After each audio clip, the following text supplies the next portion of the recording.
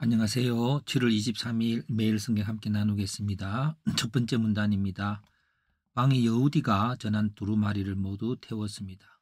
어떻게 태웠냐면은 서너 쪽을 낭독하면 칼로 베어 화로에 던지고 그 왕과 신하들 하나님 말씀을 듣고도 두려워하지 않고 그렇게 하지 말라는 말도 듣지 않고 바룩과 예레미야를 잡으라고 했습니다. 그 말을 전한 자를 잡으라고 했습니다.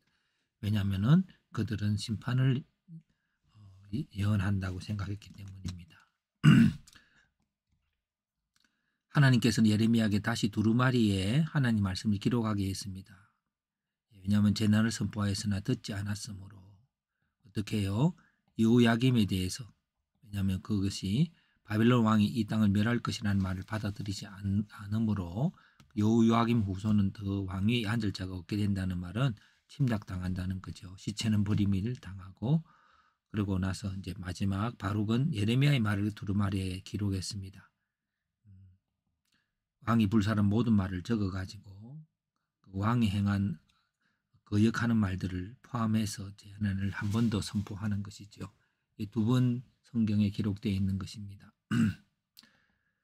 요야긴 왕이 하나님 말씀이 기록된 두루마리를 태웠으므로 하나님은 예레미야에게 요야김에 대한 심판을 포함한 이전에 기록된 모든 말씀을 다시 기록하게 하였다라고 한 문장 요약을 해보았습니다. 해석입니다.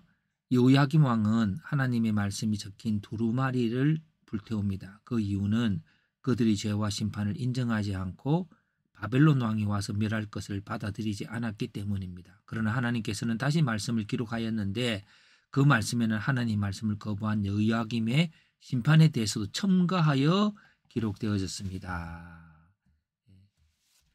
이 말은 말씀을 듣지 않은 자의 심판이 기록된 하나님 말씀, 또 두 번째 성경이라고 한번 해봅니다.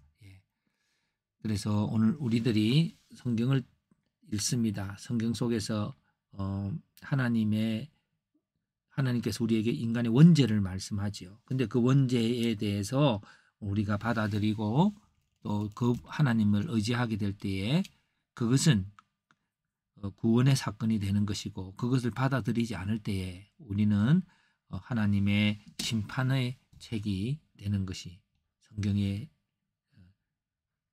주제라고 생각합니다. 질문과 적용입니다. 하나님 말씀을 듣지 않는 자는 그 말씀 속에서 자신의 심판에 대해서 기록된 내용이 나타나게 됨을 볼 것입니다.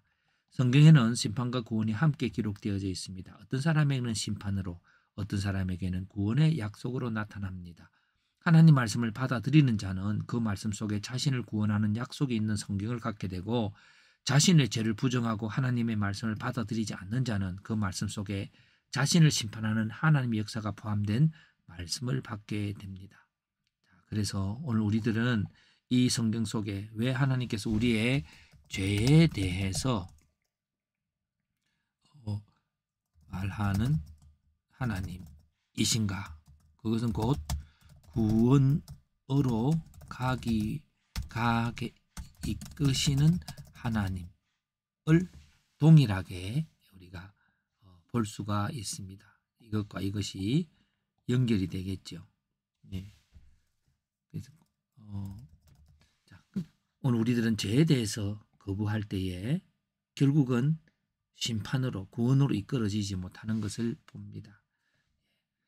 우리들이 연약하고 그 죄성 속에서 하나님의 말씀을 다시 읽으면서 구원으로 나아가게 되기 바랍니다.